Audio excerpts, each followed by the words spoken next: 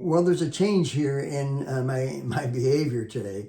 I'm not going to do a walk with me video. It really is. It really is cold, and I would be thinking more about how to stay warm and whether and trying to do the thinking and watching out for an imbalanced curb or sidewalk. And I already know it's not. It wouldn't work for me, and if it's not working for me, it's not going to work for you either, because you're trying to make sense out of what it is I'm saying, and I'm trying to make sense out of what I'm saying. I have a suggestion I'd like to offer to you. What I've decided to do is I'm not going to structure myself around time. If I structure myself around time, then I'm going to have a problem presenting to you the things that I think are important for me to be able to properly convey what my information is, what my experience has been, what I've learned over the years through the people I've become associated with, all of that kind of stuff. And I'm trying to give you a synthesis of all of that at the same time without compromising the integrity of the information. By the way, just so you know, there's no such thing as an original thought in my mind. What we do over the years is we take a piece here and a piece there, and we take that information and a bunch of other things, and we put them together, and we think a new thought, thinking that it was original. It's just things that we have learned and over the years and our own experience, we've assimilated it together to come up with a new thought, or what we think is a new thought, and it's just presenting things from all of our experiences. So I appreciate the comments and feedback I've gotten from several of you, but trust me, I don't think I know what an original thought is. All I know is I'm able to put together what I have studied, what I have learned, what I have read, and what I have done. So that experience, I then put it together in a way. So if something is sounding familiar, like, geez, I read about that someplace, you probably did. Or you heard a speaker speak about that, and you probably did. But what I am doing is presenting what I'm doing in a way that I am able to digest it, implement it, things that I've had success with over the years in my experience, and passing that along to you for you to evaluate and assess as to whether or not this has any place in your truth, in your experience. All right, let's get. Oh, another thing that I mentioned this. I'm not walking. I can't remember what I. You're looking at this saying, you know, there are graphics you could put together. I know that.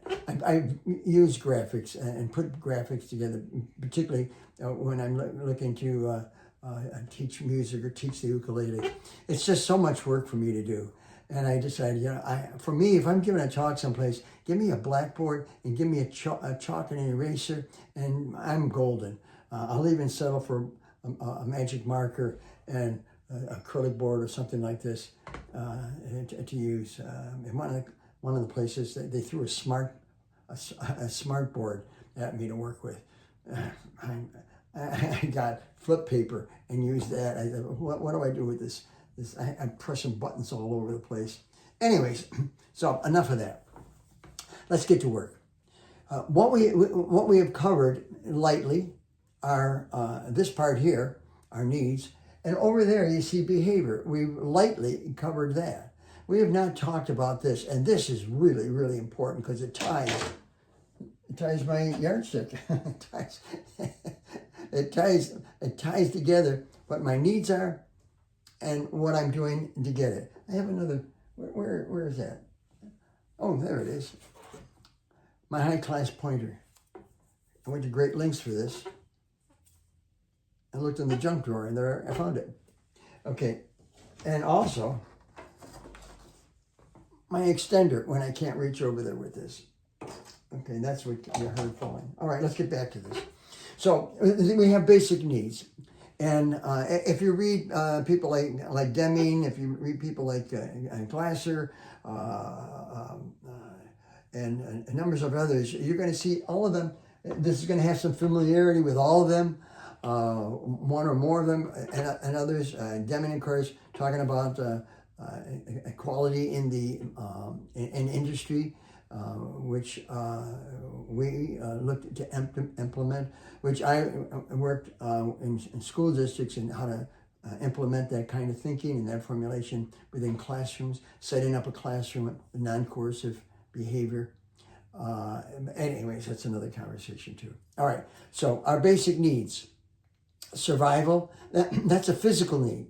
That's not an emotional need, that's a physical need. It's a life and death need in its extreme, or not so much life and death, but just simply good health, doing things to take care of our health. That's a survival need long term, right? Or a short-term behavior in order to put longevity to our life. Love and belonging, that's an emotional need. That's not a physical need. That's an emotional need, as is fun, as is power, as is freedom. These are all subjective experiences that we have. And so what we look to do is we look to create behavior that will get us what we want here, or get our need met. And once we have that need, we identify that need, one of the things we'll look for is, what does that look like? Because what it looks like is what we want. And we formulate a picture in our heads of how we can best get our needs met. So our wants, and there's a distinction here between what we want and what we need. Because what we need is something that we really must have, of one degree or another. And when we don't have it, that will be lived out in some fashion in our behavior. So let's say, for example, in my quality world is I want to be able to drive have a better way of going from work to where? Go shopping. Okay, I want to be able to do that. Or go from home to work. Let's do that.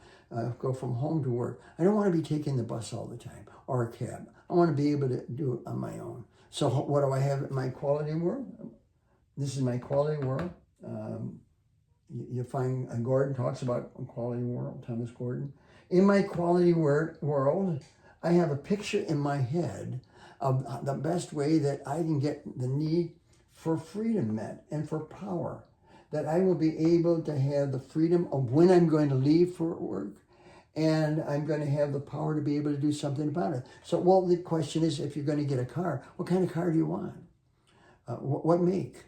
What year? Are you going to get a current one, or you're going to get one that's 2 or 3 years old? What are you looking to do that? Be very specific about what you want, because what you want, there's a good chance you're liable to get it. So if you don't want it, don't put that picture in your head. That's why it's so important to keep pictures in your head that are really in accord with what you really want. And this is where it makes sense to put together a picture board. So get a picture of that car that you want. Put it on your picture board. Get a picture of what a relationship looks like. You know, go on the internet and get a picture, or a magazine where you see a family, or whatever that, if it's a romantic relationship, get a picture of that. And put that in your picture board. And you look at that every day, because that picture is in your quality world that tells you that's what you want. You fleshed that out, okay? So this is your quality. Let me give you an example of what happened. Numbers of years ago when I was a kid, I'd had these big family parties, family picnics. And at one of the family picnics, what I discovered was corn on the cob. What I found out was that I liked corn on the cob. It tasted very good. And what need did it fulfill? Well, it was fun to eat. I enjoyed it. And I was able to get it myself. And I had the freedom of doing it. And so that was no problem. Did it have anything to do with survival? I don't know. I don't think so. I mean, I wasn't going to drop dead if I didn't have it.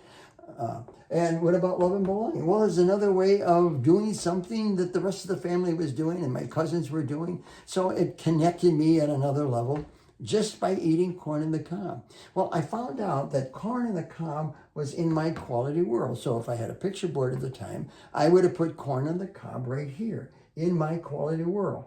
This corn on the cob said to me it was need satisfying. needs satisfied at one level or another, okay? And so that's what I wanted in my quality world, corn on the cob. One time came along when I had corn on the cob because I liked it. I liked it so much I had 2 of them. I liked it so much I had 3 of them. I couldn't tell you how many I had. What was the result? After I had so many corn on the cob, I got sick. I got so sick to my stomach. Guess what happened to that corn on the cob in my quality world? Yep, right out. Corn on the cob was out of my quality world. It no longer was a want that satisfied a need for any of these. If anything, it was in the way of this because no longer was it fun. It certainly didn't take care of it. My power and my freedom, I got that by taking it out of my quality world. I'm not having corn on the cob anymore. Numbers of years later, as an adult, into adulthood, I did not eat corn on the cob. If we were at a picnic, at a gathering, I did not eat corn on the cob because that experience was so strong that I took it out of my quality world. So it had nothing to do with my behavior. I didn't do anything to try to get corn on the cob. And if anything, I did whatever I could do to avoid corn on the cob. I wouldn't even eat corn, out of a can. I didn't want anything to do with corn. Certainly not with corn on the cob.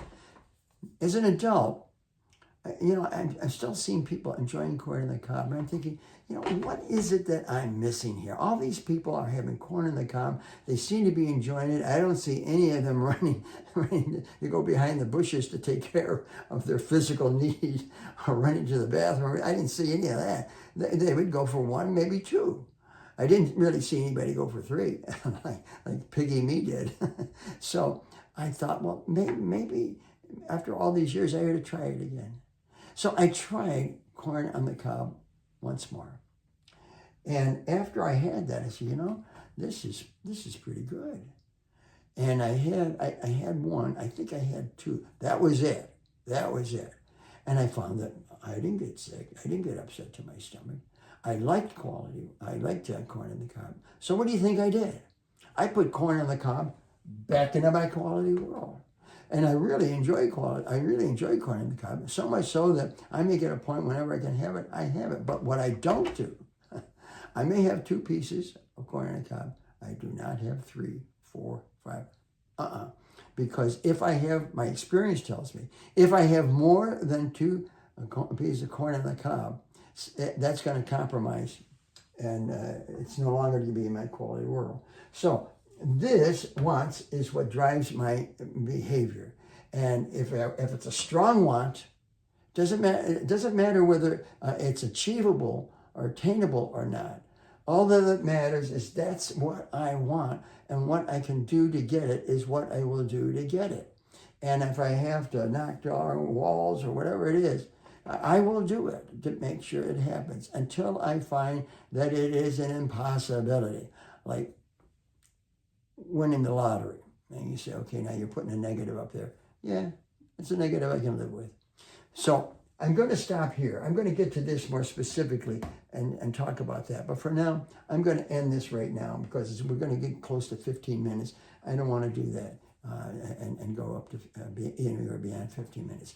If I've said something here that is of importance to you, then write down what number, what footage it's at, because if you can't stay for 15 minutes and watch this, 14 minutes and watch this, then at least you can stop it and know where you can pick it up again. Just because it's a 15-minute long video doesn't mean you have to sit for 15 minutes and watch it. Take control. If you think this information is important enough that you want to view it, then do it in 2 or 3 segments, 4 segments if you need to, okay? And just mark down. Because what I find that I can't do is I can't split this up. I can certainly split up certain segments as I've done, but I can't split it up and feel that I'm doing anything with continuity.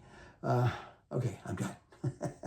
I hope this is useful as well. Again, I appreciate you watching what it is I'd like to share with you. This kind of stuff is important to me. And because it's important to me, it's been part of my world, part of my quality world for so many years.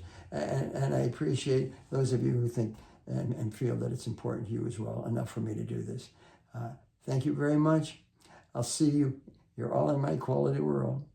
And I hope I remain in yours. Catch you later. Bye-bye.